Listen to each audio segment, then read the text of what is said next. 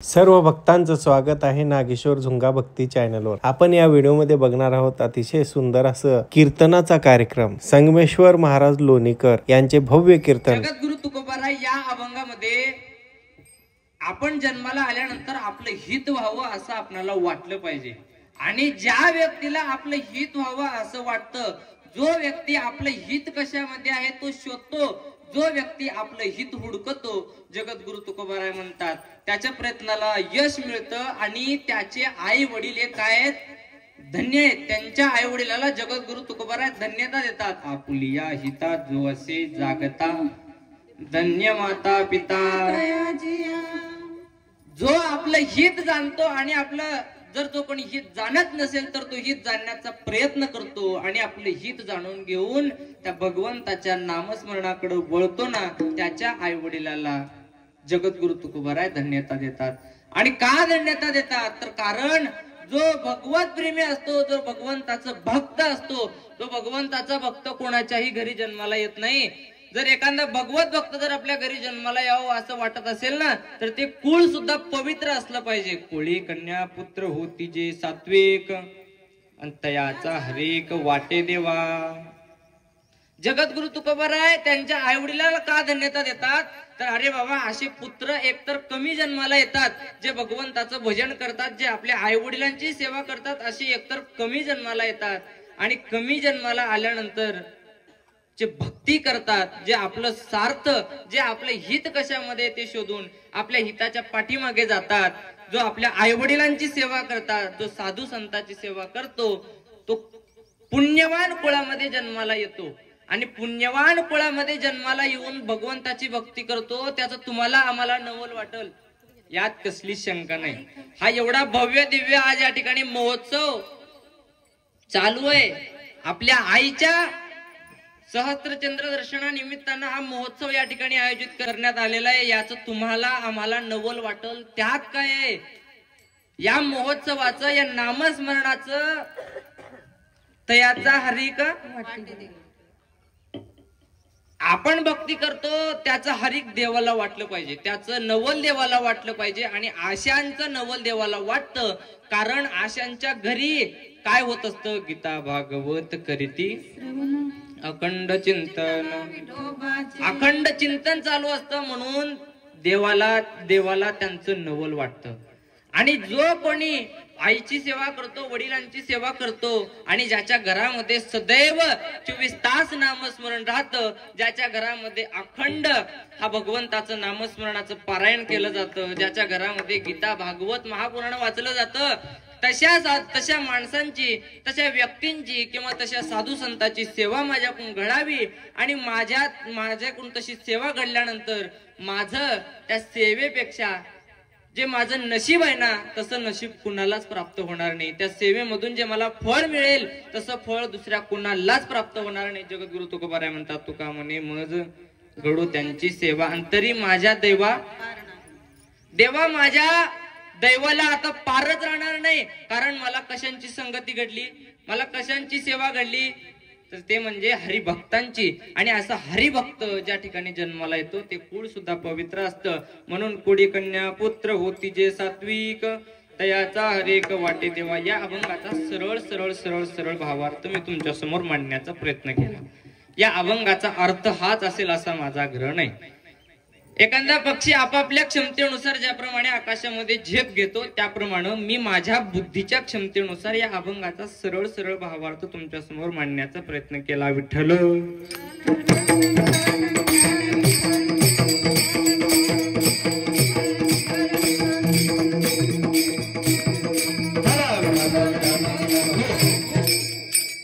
जगद्गुरु तुकोबाराय या अभंगामध्ये तुम्हा आम्हाला आपलं हित ओळखायला, आपलं हित हुडकायला सांगतात। जगद्गुरु तुकोबाराय म्हणतात, आपलं हित या जीवनामध्ये आल्यानंतर हुडकलंच पाहिजे।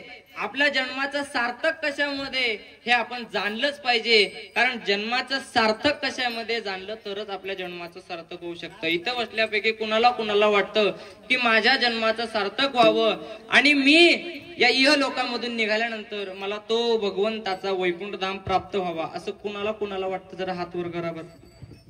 ज्याला सोप्या भाषेत मुक्ती प्राप्त व्हावी अशी कुणाला कुणाला वाटते त्यांनी हात वर करा. सगळ्यांनाच वाटते ना मुक्ती प्राप्त. आपल्या गावातली नाही बरं, नाहीतर म्हणचाल आपल्या गावातली मुक्ती तर आमच्या जवळच राहते, तिला कुठं प्राप्त करायचं. आपल्या गावातली मुक्ती नाही, त्या भगवंताची जी दासी आहे, जगद्गुरु तुकोबारायांची जी पत्नी आहे मुक्ती, तू काय म्हणे मुक्ती परनिली नोवरी, आता दिवस चारी खेळी मिळी. त्या मुक्तीला जर आपल्याला प्राप्त करायचं असेल तर एकच काम करावं लागेल, त्या साधू संतांनी सांगितलेल्या मार्गावर आपल्याला चालावं लागेल. साधू संतांनी काय मार्ग सांगितला, तर साधू संतांनी एवढा सोपा मार्ग सांगितला, एवढा सोपा मार्ग सांगितला. आपणाला जर जीवनाचं उद्धार व्हावं असं वाटत असेल ना, आपलं पाप नष्ट व्हावं लागत, पाप नष्ट व्हावं असं जर आपल्याला वाटत असेल ना, तर एक काम करायचं. हरिपाठामध्ये सुंदर असं प्रमाण आलेलं आहे. नाम संकीर्तन साधन पै सोपे, जळतील पापे जन्मांतरीचे. अनेक जन्माचे पाप जातात का? एका जन्माचे जातात नाही, अनेक जन्माचे पाप ज्याच्या नामस्मरणामुळे जातात तो माझा परमात्मा आहे, तो पांडुरंग परमात्मा आहे. आणि त्याच्या भक्तीकडं, त्याच्या त्या परमार्थाच्या वाटेवर वळवण्याचं काम ते म्हणजे साधू संत करत असतात. साधू संतांनी हा एवढा मोठा धर्म मंडप उभा केला. हा धर्म मंडप साधू संतांनी कशासाठी उभा केला? तुमचा आमचा उद्धार व्हावा यासाठी. जगाच्या कल्याणा संतांच्या देह कष्टविधी परोपकारी. एके दिवशी काय झाला, एक गावोगावी फिरून व्यापारी करणारा एक व्यापारी महाराज व्यापार करण्यासाठी निघाला. सुंदर अशी माळेगाव मध्ये आपल्या आनंद नगरी मध्ये जशी जत्रा भरती तशी एक जत्रा भरली. आणि जत्रा भरल्यानंतर त्या जत्रेमध्ये जावं आणि आपण आपला धंदा चालू करावा म्हणून एक व्यापारी त्या जत्रेमध्ये गेला. जत्रेमध्ये जाऊन पाहतो तर काय, सगळीकडे सर्व प्रकारचे दुकाने आहेत. प्रत्येक दुकानामध्ये काहीतरी अलग अलग नवीन नवीन भेटते. आपण काय घ्यावं आणि कशाचं दुकान टाकावं त्याला विचार येत होता. पूर्ण जत्रा फिरली आणि जत्रा फिरल्यानंतर त्या जत्रेमध्ये एका वस्तूचं दुकान नव्हतं. ते दुकान म्हणजे कापड दुकान. कपड्याचं दुकान नव्हतं. आणि कपड्याचं दुकान नसल्या कारणाने त्याने विचार केला, अरे बाबा या ठिकाणी एकही कपड्याचं दुकान नाही, आपण एक काम करू, आपण या ठिकाणी कपड्याचं दुकान मांडू. म्हणजे कपड्याचं दुकान मांडल्यानंतर आपला या ठिकाणी सर्वात जास्त मुनाफा होईल. त्याने विचार केला. घरी आले, आपल्या बायकोचे जे काही थोडंफार सोनं होते ते गिरवी ठेवलं आणि गिरवी ठेवून महाराज एवढा मोठा सामान भरला. दुकान चालू झालं. जत्रा एक दिवस गेली, 2 दिवस गेली, त्याच्याकडे एकही गिराईक आला नाही. आणि गिराईक आला नाही महाराज, गिराईक त्याच्याकडे आला नाही, त्यामध्ये त्याची चुकी नव्हती, त्याच्या विचारांची चुकी होती. कारण महाराज तो जर आलेल्या दिवशी जर विचार केला असता की अरे बाबा या ठिकाणी कपड्याचं दुकान नाही, त्या अर्थी या ठिकाणी कपडे घेणारा कोणी नाही. कारण मला सांगा, आता प्रयागराज मध्ये महाकुंभमेळा चालू आहे आणि त्या कुंभमेळ्यामध्ये जर मी जाऊन कपड्याचं दुकान टाकलं तर त्या ठिकाणी माझा जास्त गिराईक होईल का? नाही होणार. कारण तिथे कोण राहतात? नागा साधू राहतात, संत महात्मे राहतात. आता मला सांगा, संत महात्म्याला नागा साधूंना कपड्याची गरज आहे का? नाही ना. ज्या ठिकाणी असे संसारिकांची जत्रा भरते त्या ठिकाणी जर ते दुकान टाकलं तर एखादी वेळेस त्याचा मुनाफा होऊ शकतो. परंतु तशा ठिकाणी त्यानं दुकान टाकल्या कारणाने त्याचा मुनाफा काही झाला नाही महाराज, त्याचा मुनाफा झाला नाही आणि त्यानं दुकान चुकीच्या ठिकाणी टाकलं. जगद्गुरु तुकोबारायचं तसंच झालंय. जगद्गुरु तुकोबारायांनी काय केलं की साधू संतांमध्ये गेले आणि साधू संतांजवळ स्वतः गिरवी राहून साधू संतांजवळून जे नामस्मरणाचं जे भांडार आहे ते घेतले आणि ते नामस्मरणाचं भांडार घेऊन तुकोबारायांनी तुमच्या आमच्या जवळ या संसारिकांच्या जवळ येऊन ते दुकान मांडलं. पण महाराज दुकानामध्ये कोणी यायला तयार नाही. कारण जो तो आपल्या आपल्या कामामध्ये व्यस्त झालेला आहे, जो बघल तो आपल्या आपल्या कामामध्ये व्यस्त झालेला आहे. हरी कीर्तनामध्ये भजनामध्ये कोणी यायला तयार नाहीये. जगद्गुरु तुकोबारायांचं असंच झालंय. मग तुम्ही म्हणताल महाराज तुकोबारायांनी हा दुकान टाकला, आम्ही या दुकानामध्ये जाऊ. या दुकानामध्ये काय भेटतो? मोक्ष नावाची वस्तू भेटते. मग तुम्ही म्हणाल महाराज मोक्ष भेटतं म्हणल्यानंतर ते मोक्ष, आता दुकान म्हणल्यानंतर दुकानामध्ये कसं असतं, 10 रुपये दिले तर 10 रुपयाचं सामान आपल्याला परत भेटतं. मग हे मोक्ष तुम्ही द्यायला बसले खरंय, पण ते मोक्ष देत असताना तुम्ही काहीतरी आमच्याकडून घेतही असाल. तुकोबाराय म्हणले, साधू संत म्हणले, हो मी घेतो. काय घेतो? तुम्ही एक काम करत जा, ज्या वेळेस या दुकानामध्ये या धर्म मंडपामध्ये याल ना त्यावेळेस एक काम करायचं, आपल्या मुखामध्ये त्या भगवंताचं नामस्मरण करत त्या भगवंताचं नाम घेत यायचं. मुखी नाम हाती मोक्ष ऐसे साक्ष बहुतांचे. महाराज प्रत्येकाने सांगितलंय की अरे बाबा मुखामध्ये नाम घेऊन यायचं आणि जाताना मोक्ष नावाची जी वस्तू आहे ती घेऊन जायचं. साधू संतांनी एवढा मोठा धर्ममंडप उभा केला, पण कोणी यायला तयार नाही महाराज. आणि यायला जरी कोणी तयार नसलं ना तरी जगद्गुरु तुकोबाराय आहे, तरी साधू संत हार मानत नाहीत. हे पहा, आपला एक मुलगा आहे, लहान मुलगा आहे, तो लहान मुलगा खेळत खेळत खेळत खेळत चुलीकडे चाललाय. आणि चुलीकडे जात असताना त्याला चुलीकडे जाताना आपण पाहिल्यानंतर आपण त्या चुलीकडे जाणाऱ्या बाळाला म्हणतो का अरे बाळा तिकडं जाऊ नको, इकडे ये, असा आपण त्याला हाक मारतो का पळत पळत जाऊन त्या बाळाला उचलून घेऊन येतो? सांगा बरं मला. बोला. पळत पळत जाऊन ती माता उचलून घेऊन येते. त्याप्रमाणे साधू संतांचं काम आहे. ते लेकरू जरी ऐकत नसलं ना तरी सुद्धा जाणं आणि त्या मनुष्याला मुक्तीच्या वाटेवरती चालवणं, त्याला ते मोक्ष प्राप्त करून देणं, हे साधू संतांचं कार्य आहे. हे कुराचे हित आहे माऊलीची चित्त ऐशी कळवळ्याची जाता करी लाभाविन प्रीती. ऐशी कळवळ्याची जाती करी लाभाविन प्रीती. साधू संतांना तुमच्या आमच्याकडून काही लाभ नसताना जे नितांतपणे प्रेम करतात, जे आपल्या आईसारखं प्रेम करतात, ते म्हणजे साधू संत असतात.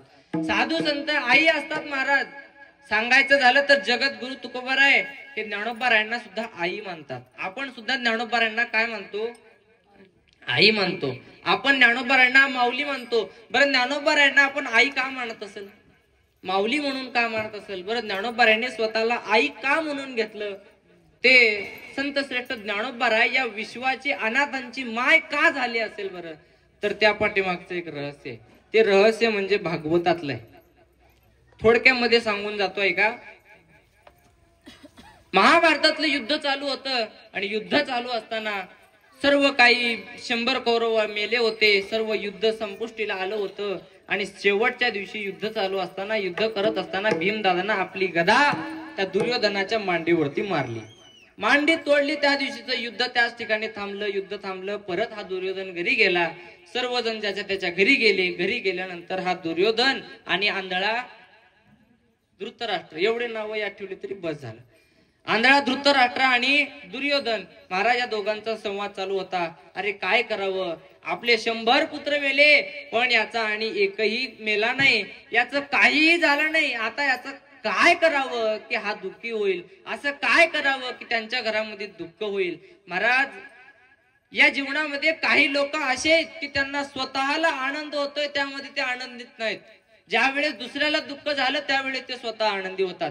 शेजारच्यानं जर एक गाडी घेतली तर आपण 2 गाड्या घ्यावा असे आपल्याला वाटतो. आता महाराज, ज्यांना ज्यांना असं वाटतं ना, ज्यांना ज्यांना वाटतं याचं वाईट झालं पाहिजे, याचं चांगलं झालं पाहिजे, असं समजायचं की याचे पूर्वज ते दुर्योधनच असतील महाराज. हा दुर्योधन आणि आंधळा धृतराष्ट्र महाराज एवढे वाईट होते, एवढे वाईट होते. आपण त्यांचे नाव तर घेतो का? त्यांचे नाव तर ठेवतो का आपण मुला बाळाचे? नाही महाराज. मुला बाळाचे तर लांबच असू द्या. आपण कुठं तर असं ऐकलंय का, दुर्योधन पांटप्री ऐकलंय का? आंधळा धृतराष्ट्र पांटप्री ऐकलंय का? अहो, पांडव्याचं सुद्धा कोणी नाव ठेवत नाही. महाभारतामध्ये, भागवतामध्ये आणि रामायणामध्ये काही व्यक्ती असे आलेले आहेत की त्यांचं नाव कोणी ठेवत नाही. महाभारतामध्ये कोण? हा दुर्योधन आणि धृतराष्ट्र. श्रीमद भागवतामध्ये कोण? पुतना. बघितले का कुठं पुतनेचं नाव? नाही. ऐकायचं सोडा, बघायचं सोडा. मला एक सांगा, कोणत्या तर ब्युटी पार्लर वरती पाहिले का पुतना ब्युटी पार्लर? कारण ती किती सुंदर होती हो पुतना, किती सुंदर होती ती पुतना. तिचं नाव कधी ऐकलंय का कुठं? नाही. महाभारतातला दुर्योधन, श्रीमद भागवतातली ही पुतना आणि रामायणातली कोण? कैकेयी. सर्वांना माहितीये महाराज. आपण चांगलं कार्य केलं पाहिजे. जो चांगलं कार्य करतो ना त्याचीच कीर्ती अमर राहते. जैसे ज्याचे कर्म तैसे फळ देतो रे ईश्वर. आपण ज्याप्रमाणे कर्म कराल, ज्याप्रमाणे आपलं जीवन आपण जगाल ना, त्याचप्रमाणे आपणाला तो देव पुढं फळ देणार आहे. मला एक सांगा, आपण बाबलीचं झाड लावले आणि त्याला आंबे येऊ असं जर म्हणलं तर लागतील का? हा, करनी करे तब नाही डरे. करके क्यों पछताए, बीज पेरे बबूल का तो आम कहां से खाए. बाबलीचं झाड लावलं आणि त्याला आंबे लागावे म्हणले तर आंबे लागणार नाही, त्यासाठी आंब्याचंच झाड लावावं लागेल. युद्ध झालं आणि युद्ध झाल्यानंतर घरी आला आंधळा धृतराष्ट्र आणि दुर्योधन. संवाद चालू होता दोघांचा. आणि संवाद चालू असताना अश्वत्थाम्या त्या ठिकाणाहून आला.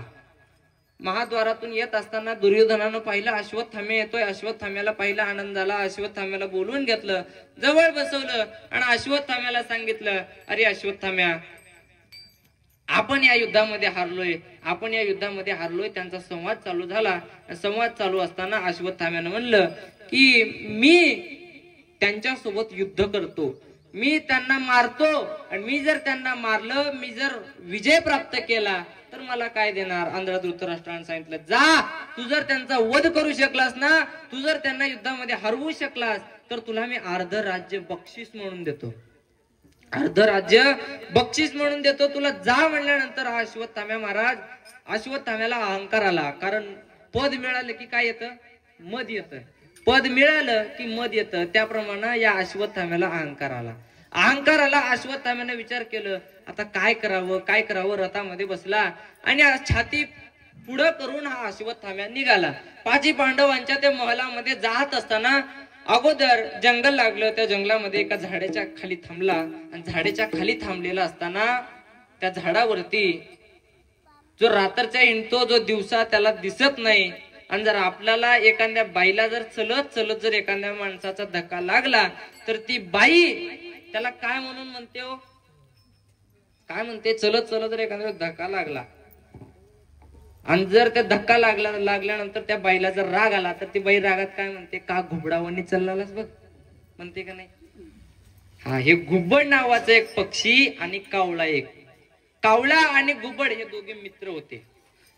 कावळ्याला रात्री दिसत नाही, घुबडाला दिवसा दिसत नाही. ऐका, कावळ्याला रात्री दिसत नाही, घुबडाला दिवसा दिसत नाही. दोघांची मित्रता होती. दोघांची मित्रता असताना संध्याकाळचा वेळ होता. हा अश्वत्थाम्या झाडाखाली थांबला होता, रथामध्ये बसला होता. वरी ते दोघं बसले होते आणि त्या दोघांचा संवाद चालू होता. काय चाललंय, कसं आहे, मित्र भेटले होते. आणि संवाद चालू असताना या रात्री घुबडानं त्या कावळ्यासोबत छळ केला महाराज. कोणता छळ केला की त्या कावळ्यानं महाराज त्या घुबडाला, त्या कावळ्यानं त्या घुबडाला आपलं परम मित्र मानलं होतं. पण ते घुबड त्या ठिकाणी त्या छळ करू लागला. आणि छळ करत असताना काय करू लागला तो घुबड महाराज, त्या कावळ्याच्या खाली 4 त्याची पिल्ल होती, 4-5 पिल्ल होती. ती पिल्ल एक एक एक एक पिल्ल तो घुबड खाऊ लागला. थोडं थोडं थोडं थोडं तो खाऊ लागला. आणि एक एक एक एक एक एक पिल्लू खात असताना शेवटचा पिल्लू ज्या वेळेला आपल्या खालून ओढला, शेवटचं पिल्लू ओढल्यानंतर त्याला वाटलं, त्याला शंका आली. आणि शंका आल्या बरोबर त्यानं काय केलं महाराज, आपले पंख फडफडले. पंख फडफडताच आतमध्ये काही नव्हते, एकही आपला पिल्लू नव्हता. आणि पिल्ल नसलेलं त्यानं पाहिलं. कावळ्याला राग आला आणि रागाच्या भारामध्ये कावळ्यानं सांगितलं, अरे घुबडा, तू माझा परम मित्र असताना माझ्यासोबत छळ केलास. मला रात्रच्या दिसत नाही आणि ते दिसत नसताना तू त्याचा फायदा उचललास आणि माझे चारीच्या चारी 5 पुत्र माझे तू मारलेस, त्यांना तू खाऊन टाकलंस. हे बघ घुबडा, हे बघ, आज रात्री मला दिसत नाही, हे तुला माहिती आहे. पण एक गोष्ट लक्षात ठेव, उद्या दिवस झाल्यानंतर तुलाही दिसणार नाही. तुझे ही पिल्ल असतील, तुझे ही लेकरं बाळ असतील, उद्या सकाळ झाल्यानंतर मी तुझे लेकरं बाळ खाईन. यात कसली शंका धरू नको. महाराज, या कावळ्याचा आणि घुबडाचा संवाद चालू होता. ते संवाद ऐकला या अश्वत्थाम्यानं. आता अश्वत्थाम्याच्या मनामध्ये युक्ती आली. अश्वत्थाम्या म्हणायला लागला, आता आपण ज्यावेळी पाची पांडवांच्या समोर दिवसा गेलो तर महाराज त्यांच्या समोर आपण टिकू शकणार नाही. ते आपणाला मारून टाकतील, ते आपणाला युद्धामध्ये हरवतील. म्हणून आपण काय केलं पाहिजे, आपण काय केलं पाहिजे, विचार करत होता. आणि विचार करत करत त्यानं काय केले, ज्याप्रमाणे त्या घुबडानं कावळ्याची रात्रीच्या वेळेला पिल्ल मारली, त्या वेळेला आपण सुद्धा रात्रीच्या वेळेला जाऊन त्या पाची पांडवांना मारावं, अशी युक्ती या अश्वत्थाम्यानं केली. आणि अशी युक्ती करून हा अश्वत्थाम्या रथामध्ये आरूढ झाला आणि महाराज पाची पांडवांच्या महलाकडे निघाला. विठ्ठल विठ्ठल.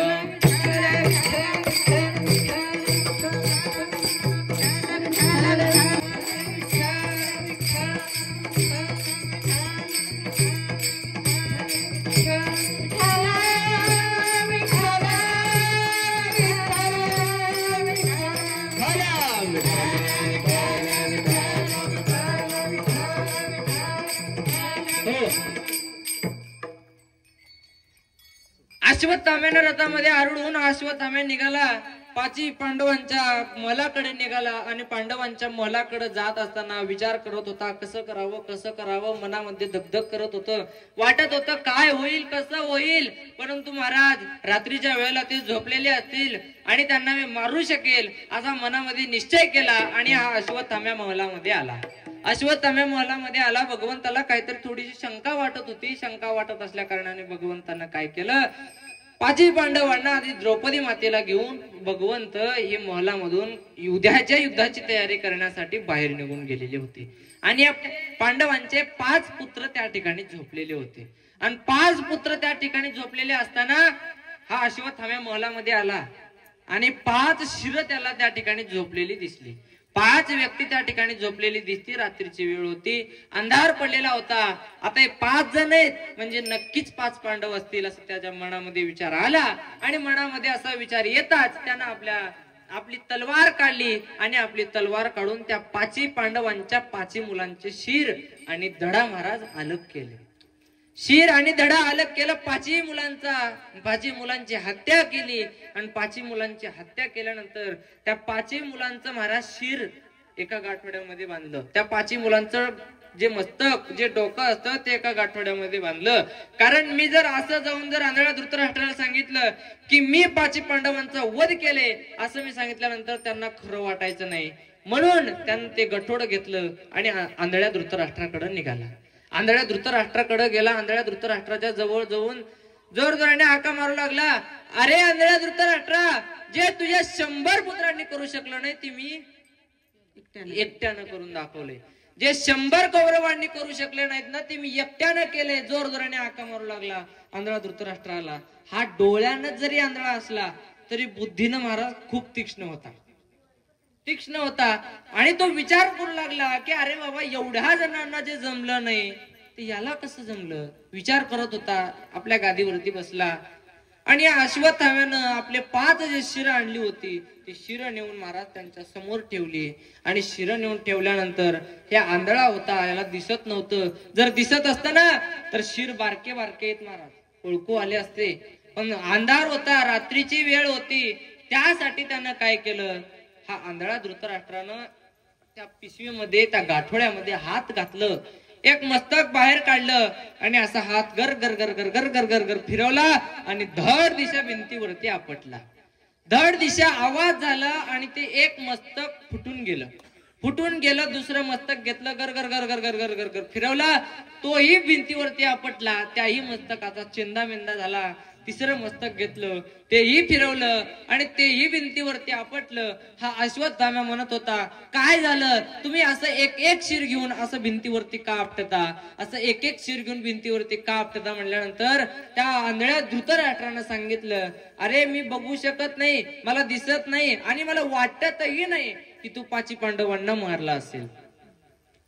5 पांडवांना मारला असेल वाटतही नाही. अश्वत्थाम्यानं सांगितलं, मग तुम्ही शिर का फोडता म्हटल्यानंतर आंधळा धृतराष्ट्र म्हणायला लागला, मी शिर याच्यासाठी फोडतो की भीमदादाचा देह हा वज्रदेही आहे आणि वज्रदेही असल्या कारणानं भीमदादाचा मस्तक भीमदादाचं डोकं हे फुटणार नाही.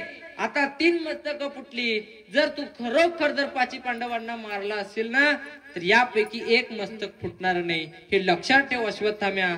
तिने 4था घेतलं, गर गर गर फिरवलं, भिंतीवरती आपटलं. 5वं घेतलं, तेही आपटलं.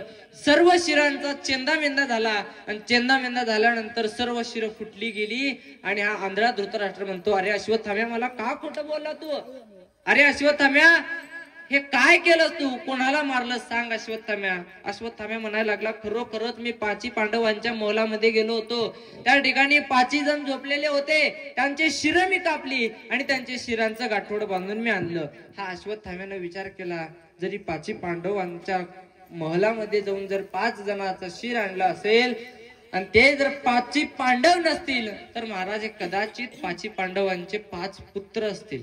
आंधळा धृतराष्ट्र त्या अश्वत्थाम्याला काय म्हणू लागला, अरे अश्वत्थामे, तू काय केलंस. अरे आमचे 100 पुत्र तर मारले. आता इथून पुढे तर आमचा वंश वृद्धीला जाणार नाही. इथून आमचा वंश पुढे वाढणारही नाही.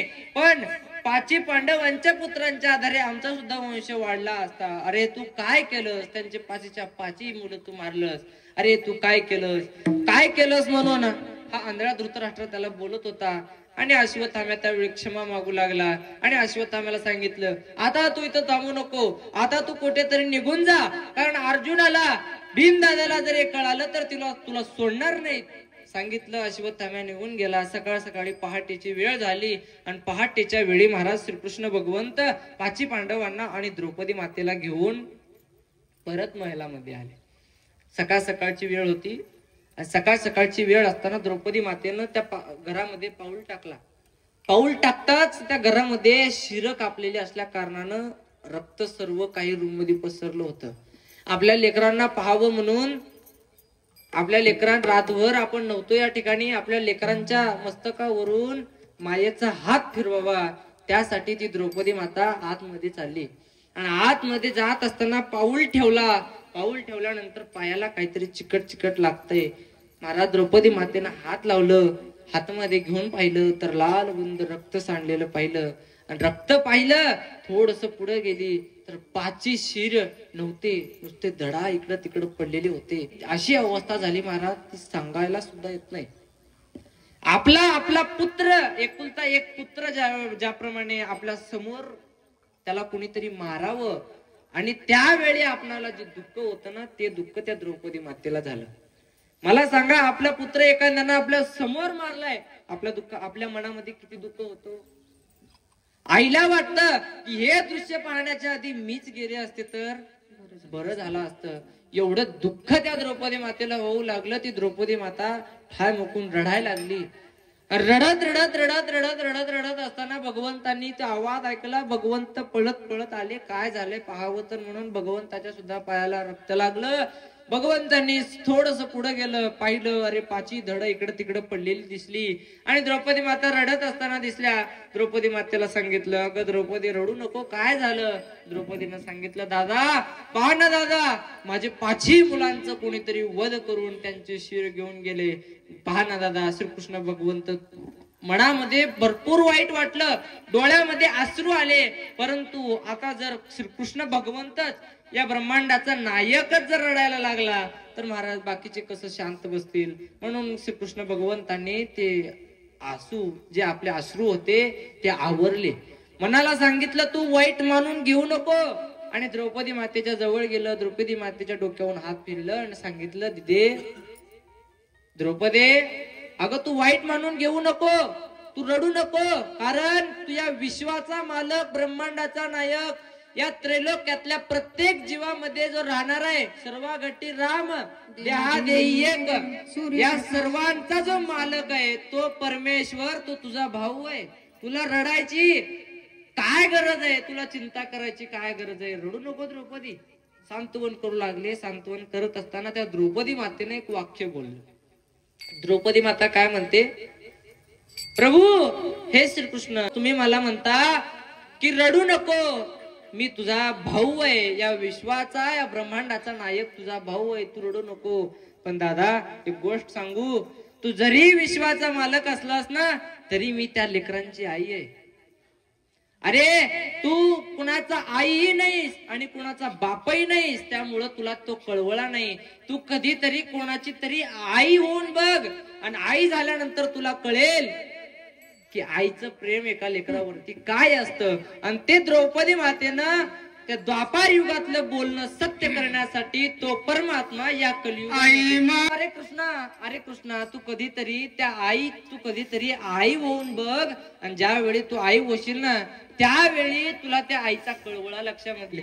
हे महाराज द्वापार युगातलं बोलणं सत्य करण्यासाठी तो द्वापार युगातला श्रीकृष्ण भगवान परमात्मा या कलियुगामध्ये ज्ञानोबारायांच्या रूपाने जन्माला आला. महाविष्णूचा अवतार सखा माझा ज्ञानेश्वर, तोच श्रीकृष्ण या कलियुगामध्ये ज्ञानोबारायांच्या रूपाने जन्माला आला. आणि त्याच ज्ञानोबारायांच्या रूपाने आम्हाला तुमचं आमचं हित सांगण्यासाठी हा धर्म मंडप उभा केला.